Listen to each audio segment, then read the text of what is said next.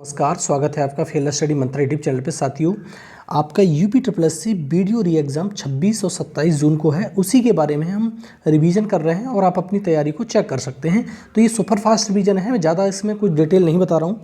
तो पहला प्रश्न से शुरुआत करते हैं। लिपि चिन्हों के क्रमबद्ध समूह को क्या कहते हैं? तो लिपि चिन्हों के क्रमबद्ध समूह को कहते हैं साथियों वर्णमाला। ठीक है, वर्णमाला कहते हैं। कौन सा अमानक वर्ड है? तो इसमें चारों में देखोगे, चारों आप पढ़ लिया करो।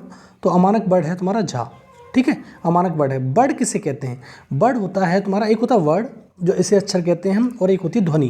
ध्वनि सबसे छोटी इकाई होती है, लेकिन इसमें जो कह रहा है यह भाषा की सबसे छोटी इकाई से मानना ही पड़ेगा तुमको। ठीक है, तो ये वाला हो गया।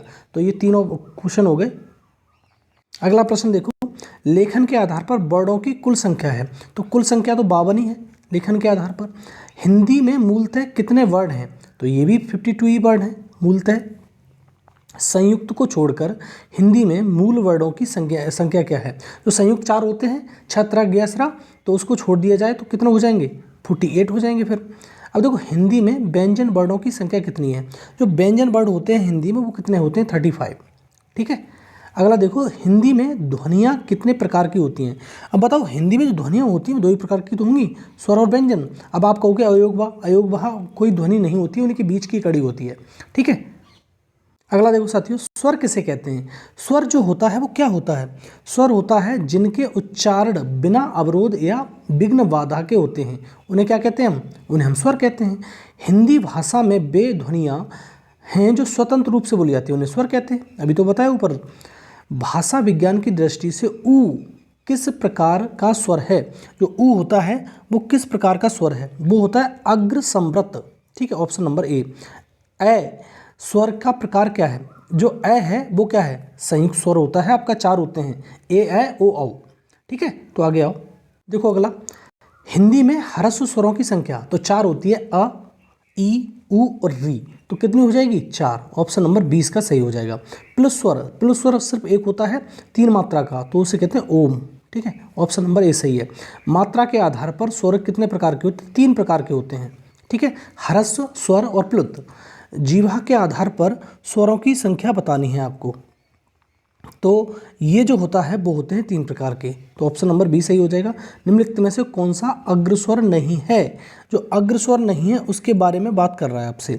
तो अग्रस्वर आ थोड़ी ना होता है अग्रस्वर। ठीक है, जो आगे की तरफ गिने वो अग्रस्वर जी, ये अग्रस्वर है, अग्रस्वर है, अग्रस्वर है, इस प्रकार से।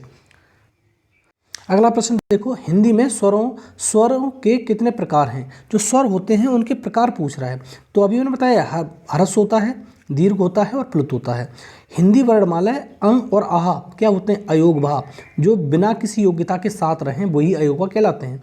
जिनके उच्चारण में दीर्घ स्वर से भी ज़्यादा समय लगता है उन्हें कहते हैं प्लुत स्वर। ठीक है, ऑप्शन नंबर बी सही हो जाएगा। निम्नलिखित में से कौन सा स्वर नहीं है? स्वर नहीं है, देखो ये क्या है? अइयाँ है। पंचमाक्षर होता है, अनुनासिक होता है, नासिक। ठीक, 22 में देखो सवाल नंबर 22 क्या कह रहा है? उच्चारण के समय जीव की स्थिति के अनुसार स्वरों के कितने भेद होते हैं? जो स्वर होते हैं उनके भेद होते हैं 3। ठीक है, ऑप्शन नंबर बी सही हो जाएगा। भिन्न भिन्न स्वरों के मेल से जो स्वर उत्पन्न होता है उसे क्या कहा जाता है? तो 23 का होता है तुम्हारा संयुक्त स्वर कहा जाता है, ऑप्शन नंबर ए। स्वर किसका भेद है? स्वर जो है किसका भेद है? वो वर्ड का ही तो भेद है। अगला देखो, किस शब्द में री स्वर नहीं है? तो देखो, री ऐसे उठती है, ये कृष्ण, कृपा, दृष्टि, रिवाज में नहीं है। तो ऑप्शन नंबर डी इसका सही हो जाएगा। अयुग्मा कहा जाता है। अनुस्वार और विसर्ग को मिलाकर क्या होते हैं? अयुग्मा होते हैं। ऑप्शन नंबर बी सही हो जाएगा। ए अय कैसी ध्वनियाँ हैं? कंठ, तालव्य, ऑप्शन नंबर सी। वे ध्वनियाँ जो स्वरों की सहायता के बिना उच्चारित नहीं हो सकती क्या कहलाती हैं? वे व्यंजन कहलाती हैं। वो कैसे हो सकते हैं? निम्नलिखित में से कौन अंत्यस्थ नहीं है? या र, ला, वा। तो हा कहाँ से हो जाएगा? ऑप्शन नंबर बी सही हो जाएगा इसका। 29 हो गए। 30, उच्चारण स्थान की दृष्टि के अनुसार शुद्ध विकल्प बताओ। देखो, स दंत होता है, बिल्कुल शुद्ध है, ये पहला ही ऑप्शन शुद्ध है, तो आगे जाने की जरूरत नहीं है। वैसे ये सा होता है तालव्य और ये सा होता है मूर्धन्य, तो उल्टा कर दिया उसने। निम्नलिखित में से कौन सा अशुद्ध है? अशुद्ध की बात कर रहा है, अशुद्ध कौन सा है? तो अशुद्ध में 2 महाप्राण व्यंजनों का उच्चारण एक साथ हो सकता है कि कभी? ये गलत हो गया, ऑप्शन नंबर बी। निम्नलिखित में से कौन सा सही है। अनुस्वार पूर्ण अनुनासिक होते हैं, सही है। और तुम्हारा वर्ग पंचमाक्षर अनुनासिक होता है, ये भी सही है, तो दोनों सही हो गए। अनुनासिक के उच्चारण के दौरान नाक से बहुत कम सांस निकलती है, ये गलत है, तो ऑप्शन नंबर सी इसका सही हो जाएगा। अगला देखो, एक इसमें बचा हुआ है, दांत और जीभ के स्पर्श से बोले जाने वाले वर्ण को क्या कहते हैं? 33वां सवाल है और इसे कहते हैं दंत्य, ऑप्शन नंबर डी। अगला देखो, निम्नलिखित ध्वनियों की निर्दिष्ट विशेषताओं में से कौन सा अशुद्ध है? अशुद्ध पूछ रहा है, चा तालव्य महाप्राण, चा छा, तो ये महाप्राण कहाँ है? ये तो अल्पप्राण है, तो पहला ही ऑप्शन गलत हो गया। उच्चारण की दृष्टि से संबल ध्वनि का कौन सा वर्गीकरण है? ये होता है संप्रक्ति ध्वनि, ऑप्शन नंबर ए इसका सही हो जाएगा। सा वर्ड कैसा होता है? जो सा होता है वो कैसा वर्ड होता है? वो केवल संस्कृत शब्दों में आता है, ठीक है। और हमारे यहाँ पर हिंदी में की बात कहें तो ये संयुक्त व्यंजन में आता है।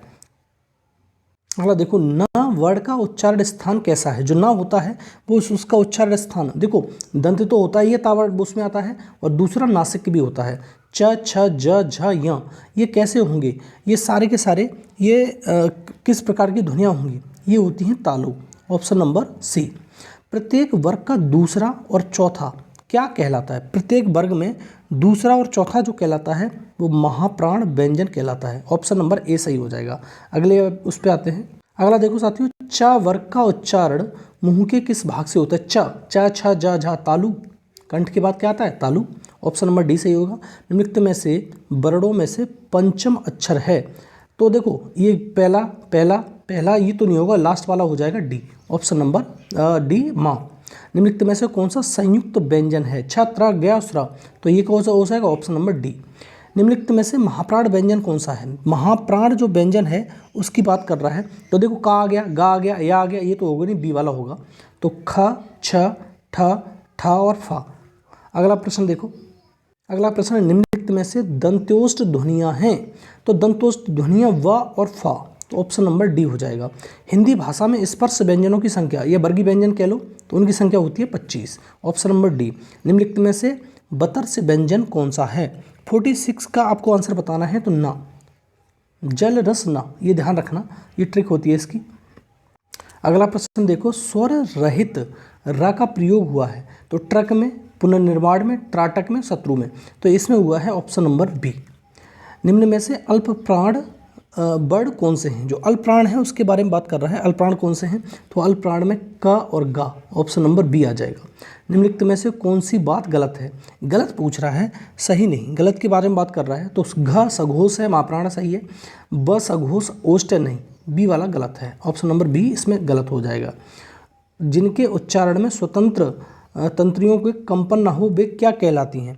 जो 50 का है वो क्या कहलाएंगी? अघोष ध्वनियाँ कहलाएंगी, ऑप्शन नंबर सी इसका सही हो जाएगा। अगला वाले पे आते हैं, देखो अगला वाला, प्रसन्नता में कौन सी ध्वनि है? संयुक्त, संप्रक्ति, युग्मक, तो जो प्रसन्नता होती है उसमें है युग्मक ध्वनि, ऑप्शन नंबर सी सही हो जाएगा। निम्नलिखित में से कौन सा महाप्राण ध्वनि नहीं है? अब देखो क खा, तो इस प्रकार से ध्यान रखना, तो महाप्राण ध्वनि नहीं है, तो पहला ही सही हो जाएगा, ऑप्शन नंबर ए का। अघोष वर्ड 2 और 4 अघोष वर्ड जो होते हैं वो कौन से हैं? तो ये देखो ये अघोष है, ये सघोष में आता है, घोष या सघोष में आएगा। सारे के सारे कितने हैं? स्वर भी सारे किस में आते हैं? घोष में आते हैं।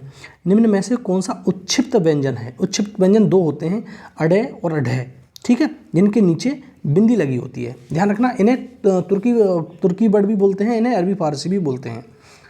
अगला देखो, उत्क्षिप्त ध्वनियों का प्रयोग, अगला प्रश्न आप ये पढ़ो, उत्क्षिप्त ध्वनियों का प्रयोग हुआ है आरजू में, खसरा में, पढ़ाई में। अब देखो ढ अढ़े अढ़े मैंने बताया था, डी नीचे वाला लग रहा है ये वाला। अगला देखो, ज्ञ वर्ड में कितने वर्णों का संयोग होता है? तो ये 2 वर्णों का संयोग होता है सिर्फ, जय और य। तो ये कौन से होते हैं? ये व्यंजन होते हैं, संयुक्त व्यंजन, तो 4 होते हैं, छ त्र ज्ञ और स्र। 56 वाले का हो जाएगा बी। छ त्र ज्ञ की गणना स्वतंत्र वर्णों में नहीं होती, क्योंकि ये क्या होते हैं? ये संयुक्त व्यंजन होते हैं, पहला ऑप्शन इसका सही हो जाएगा। अगला देखो, क ग ज फ ध्वनियाँ कैसी हैं? इन ध्वनियों को अरबी फारसी ध्वनियाँ कहते हैं, क्योंकि इनके नीचे क्या लग रहा है? नुक्ता लग रहा है। ये किसने बताया था?